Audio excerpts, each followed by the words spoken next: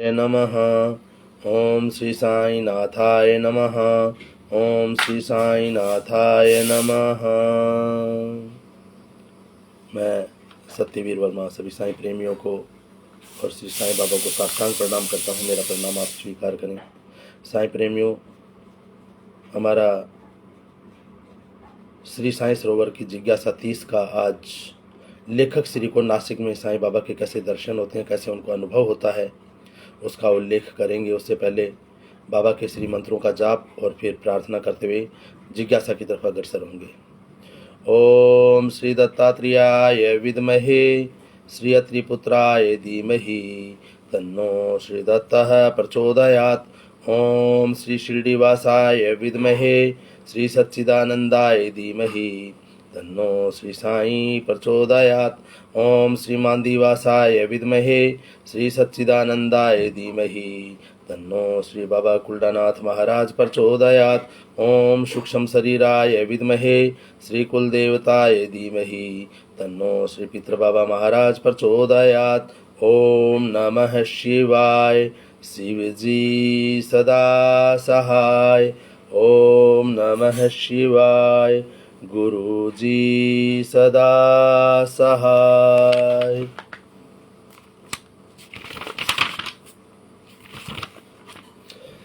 ओम श्री साई नाथाय नमः। श्री साई सरोवर ग्रंथ के प्रथम चरण की 30वीं जिज्ञासा का शुभ आरंभ करने से पहले गिरजानंदन गणपति जी को मैं नमस्कार करता हूँ।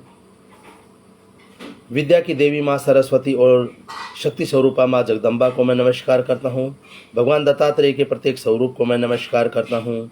मेरे गुरु महाराज श्री बापू महाराज टाट को मैं साष्टांग प्रणाम करते हुए श्री साईं चरणों में वंदना करते हुए उनके श्री चरणों में अपना मस्तक झुकाकर साष्टांग प्रणाम करता हूँ। मेरा प्रणाम स्वीकार करें। जय श्री साईं, जय श्री साईं, जय श्री साईं। साईं प्रेमियों, लेखक महोदय को नासिक में श्री साईं बाबा का स्वानुभव कैसे हुआ? बाबा श्री की कृपा से हर साल कार्तिक माह में शिरडी जाना लेखक का नियम बना रहा था। बाबा ने लेखक की कई कामनाएं पूर्ण की थी। ईश्वर संवत 1938 में राष्ट्रीय कांग्रेस के प्रमुख सुभाष चंद्र बोस की सवारी शोभा यात्रा बारडोली से हरिपुरा गांव से निकली थी। तब 51 बैल रथ से जोते थे और दशहरा के दिन भी सवारी निकाली थी, जिसमें घोड़े से जुते हुए रथ पर राजा महाराजा बैठते थे। यह सब देखकर मुझे मन में हमेशा ऐसा होता था कि मेरे प्यारे साईं को भी 51 बैल जोत के रथ में घुमाते तो कितना अच्छा होता। ईश्वर संवत 1968 में पूरे भारत में श्री साईं बाबा की 50वीं पुण्यतिथि मनाने का तय हुआ था। तब 51 बैल रथ से जोत के बाबा को विराजमान करवाने का सौभाग्य प्राप्त हुआ। इसके बाद सूरत में श्री साईं बाबा के मंदिर में साईं बाबा की भाव समाधि की स्थापना ईस्वी संवत 1972 में कार्तिक पूर्णिमा के दिन की गई। तब भी 51 घोड़े से जोते रथ में बाबा श्री की सवारी निकालने का सौभाग्य दोबारा प्राप्त हुआ था। ईश्वर संवत 1974 में 101 कलश के साथ विशाल कलश यात्रा निकालने का भी सुनहरा मौका साईं बाबा की कृपा से मिला था। इस कलश यात्रा में लाखों भक्तों ने हिस्सा लिया था। ऐसे कई मनोकामना बाबा ने पूर्ण की हैं। हर साल कार्तिक माह में शिरडी जाना भी बाबा की कृपा से ही संभव बना था। जो भी भक्त भाव से साईं बाबा का नाम स्मरण करता है उनका कल्याण होता है। बाबा तो दया के सागर हैं। बाबा ने हमेशा मेरी मनोकामना पूर्ण की है। कार्तिक माह में जब शिरडी जाना होता तब कई भक्त मेरे साथ जुड़ जाते थे। दिनांक 31/10/1970 को कार्तिक सुदी एकम शनिवार की रात्रि में शिरडी जाने वाला था। मेरे साथ 21 किशोर थे। मेरा बेटा कीर्ति कुमार और अन्य विद्यार्थी किशोरों को भी बाबा की भक्ति से प्रीति थी और कुछ नया जानने की जिज्ञासा भी थी। 21 के 21 बच्चों में दूसरे दिन हम शिरडी पहुंचे। बाबा के अच्छे दर्शन किए। बाबा की पूजा अभिषेक आदि क्रिया की। उसके बाद साकुरी जाकर उपासनी महाराज एवं पूज्य गोदावरी माता जी के दर्शन किए। वहाँ से त्र्यंबकेश्वर शिवलिंग के दर्शन करके वहाँ से ब्रह्मगिरी चढ़कर स्नान किया। वापस लौटते वक्त गोरख टेकरी और नीलगिरी टेकरी भी गए, जहाँ पर्वतीय माता के दर्शन किए। नासिक के बाकी तीर्थ के दर्शन तो बाकी थे। त्र्यंबकेश्वर दर्शन के बाद सभी लड़के थक गए थे। बाकी की यात्रा दर्शन कैसे करेंगे यह सभी सोचने लगे थे। मुझे तब नाना साहब को पानी पिलाने वाला प्रसंग याद आया कि बाबा हरिश्चंद्र टेकरी पर लक्कड़ हारा बनकर गए थे और पानी दिखाया था, तो बाबा मुझे और मेरे साथ आए इन बच्चों को नासिक यात्रा नहीं कराएंगे क्या? हम सब त्र्यंबकेश्वर से 18 मील नीचे उतर आए। वहां से हम नासिक पंचवटी में आए और एक जैन धर्मशाला में ठहरे थे। हम सब गोदावरी दर्शन के लिए गोदावरी तट पर गए। पंचवटी में नासिक महानगर पालिका संचालित एक बगीचा था। वहां बगीचे में वाल्मीकि ऋषि की धातु का पुतला था। उसी स्थान पर एक वृद्ध आदमी खड़ा था। कफनी जैसा ही पहनावा था, सफेद दाढ़ी थी, परंतु ना तो साधु लग रहे थे और ना ही फकीर लग रहे थे। हाथ में चिलम तो नहीं थी, लेकिन एक मोटा डंडा था और बिखरे हुए लंबे बाल थे। घुटनों से भी नीचे तक की कफनी पहनी हुई थी। वो वृद्ध ने मुझे नजदीक बुलाकर कहा, बच्चा मुझे 5.25 आना दे दो, मैं तुम्हें सब कुछ बताऊंगा। मैंने कहा, बाबा 5.25 तो क्या, आपको पूरा 1.25 रुपये दे दूंगा, चलो हमारे साथ और हमें सब दिखाओ। अच्छा तो चलो। हाँ, मैं अंग्रेजी, गुजराती, हिंदी, मराठी, उर्दू सभी भाषा जानता हूँ। बताओ आपसे कौन सी भाषा में बात करूं? मैंने कहा, बाबा हिंदी ठीक रहेगी। हम वृद्ध के साथ साथ चले। हमें सभी मंदिर दिखाए, उससे संबंधित सब जानकारियां दी। वे वृद्ध कोई भी मंदिर में आते नहीं थे, बाहर ही खड़े रहते थे। थकान की वजह से मैं भी मंदिर जानने का टालता रहा। वैसे ही भी पंचवटी में कई बार गया था और मैं भी वो वृद्ध के साथ मंदिर के बाहर खड़ा रहता था और मुझे वृद्ध से बात करने में बहुत आनंद आ रहा था। वृद्ध ने कहा कि देखो, यह 5 वट वृक्ष बरगद हैं। इस 5 वट वृक्ष के कारण से ही इस स्थान का नाम पंचवटी है। मैंने कहा कि बाबा मुझे यह बात सच नहीं लग रही, क्योंकि पंचवटी नाम तो त्रेता युग से चला आ रहा है। उसके बाद तो द्वापर युग में भी 8,64,000 साल बीत चुके हैं और कलयुग में भी 5,000 साल बीत चुके हैं। तो फिर क्या यह वृक्ष की उम्र इतनी होती है क्या? मेरे को विश्वास नहीं हो रहा। ऐसा लेखक महोदय बाबा से बात कर रहे हैं। वृद्ध बोले, हाँ बेटा तेरी बात सही है, लेकिन जब ये एक वृक्ष की आयु खत्म होती है तब उसी वृक्ष की जड़ से दूसरा वृक्ष निकलता है। और इसी तरह से भगवान रामचंद्र जी के समय से लेकर अब तक ये 5 वट का वंश चला आ रहा है। मैंने पूछा, बाबा आप कहाँ के रहने वाले हो? वृद्ध बोले, अरे मेरा मुल्क तो सारी दुनिया है। देखो ना, इन्हीं लोगों ने मुझे बुलाया था। अब यही लोग मुझे छोड़ते नहीं है और ना मुझे जाने देते हैं। आज मैंने कुछ खाया भी नहीं है। मैंने कहा कि हाँ तो बाबा आज आप हमारे साथ भोजन लीजिए। वृद्ध बोले, अरे मुझे खाना क्या है, मेरे आगे तो लोग मिठाई के ढेर रखते हैं, मगर मैं खाता थोड़ा ही ना हूँ। मैं तो सबको बांट देता हूँ, मैं तो सिर्फ मांग कर खाता हूँ। बाबा हिंट दे रहे हैं, अनुभव करवा रहे हैं कि मेरे पास तो ढेर होता है मगर मैं नहीं खाता, मैं लोगों में बांट देता हूँ। और मैं तो 5 घरों से भिक्षा मांग के खाता हूँ भाई। उस दिन 3 दिन पीछे कमेटी बैठेगी और फैसला हो जाएगा, फिर छोड़ देगा और क्या करेगी? बाबा ने कहा, अब 3 दिन पीछे सभा होगी, फिर छोड़ देंगे और क्या करेगी? बाबा इन बातों का अर्थ जो मेरी समझ में आ रहा है वो ऐसा है कि तब मेरे ऊपर कोर्ट में केस चल रहा था, जिसकी पूरी हकीकत मैंने पूज्य श्री मोटा बाबा को बताई थी। हकीकत की विगत जिज्ञासा 48 में पढ़ोगे। पूज्य श्री मोटा ने मुझे आशीर्वाद दिया था कि तुझे नहीं होगा, कोर्ट में 3 दिन के बाद ठहराव होने वाला है। वृद्ध बाबा ने कहा था कि फिर छोड़ देंगे। सब कुछ वैसा ही हुआ। इस तरह वृद्ध से बातें करते हुए सभी मंदिरों के दर्शन कर लिए। वृद्ध हमारे साथ चलते चलते चलते एक विशाल बड़ के पेड़ के नीचे आए।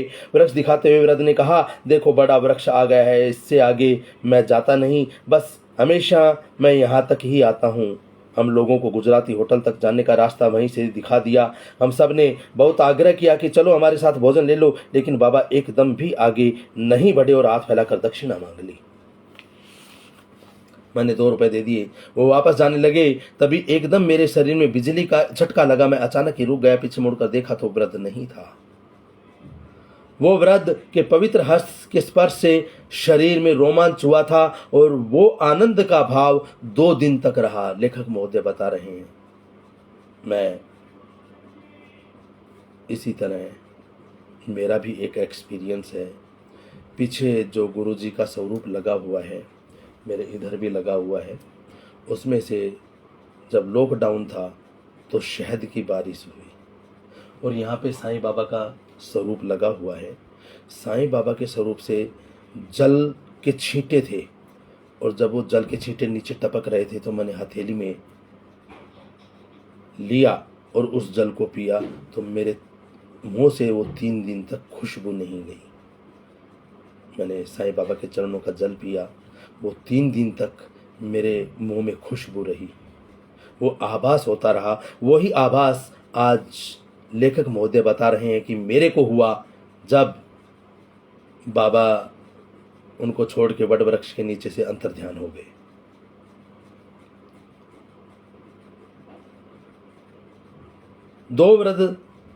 वो वृद्ध तो साईं बाबा ही थे। इस घटना के साक्षी मेरे साथ आए 21 विद्यार्थी हैं।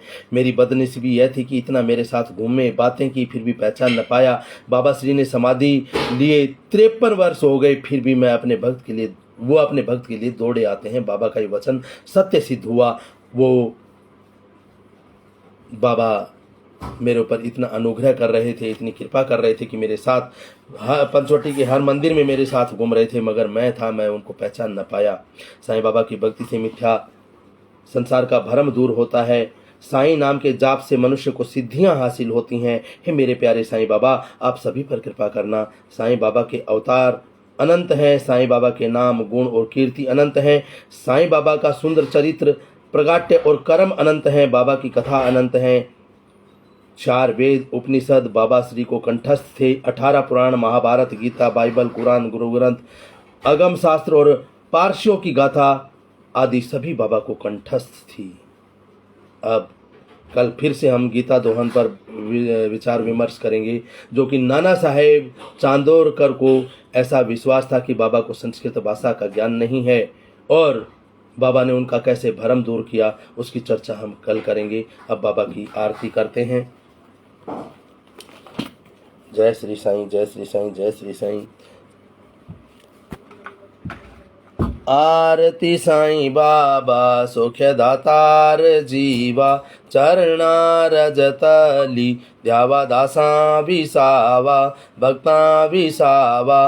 आरती साईं बाबा जाळुनियानंग, सवसरूपी राहे दंग, मुमुक्ष जन दावी निज डोळा श्रीरंग, डोळा श्रीरंग।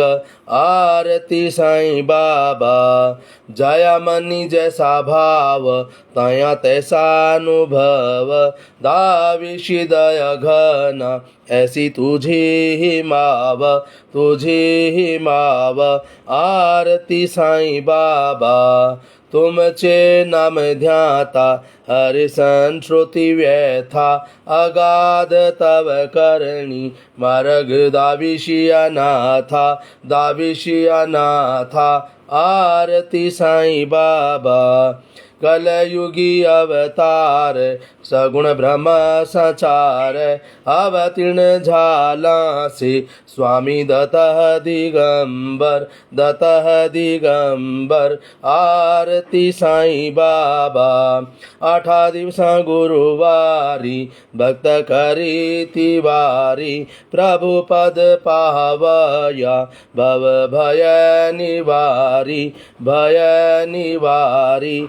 आरती साईं बाबा माझा निज द्रव्य ठेवा, तव चरण रज सेवा, मागणेची आता तुमा देवाधिदेवा, देवाधिदेवा।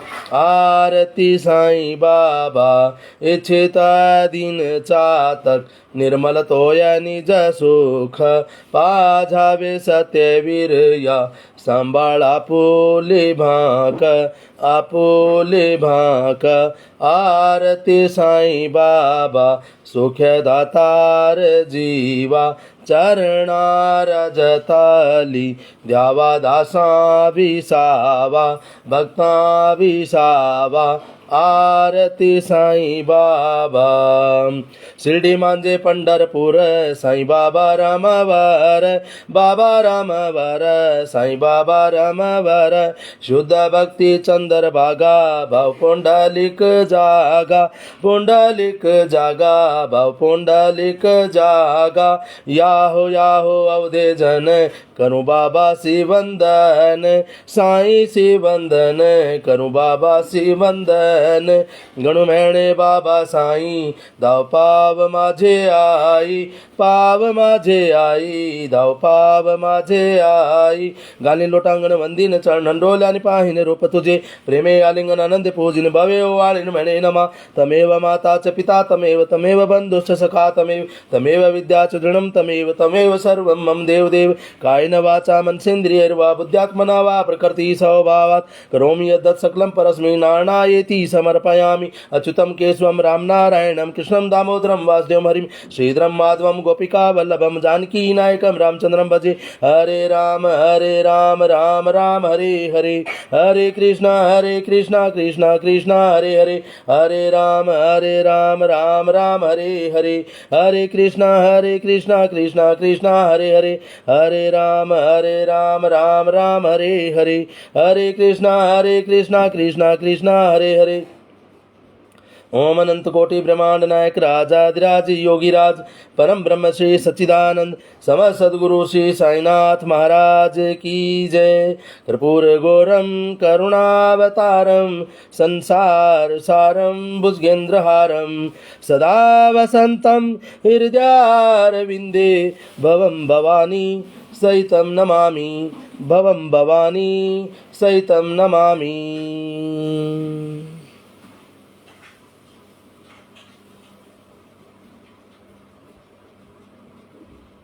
जय साईं जय साईं जय साईं।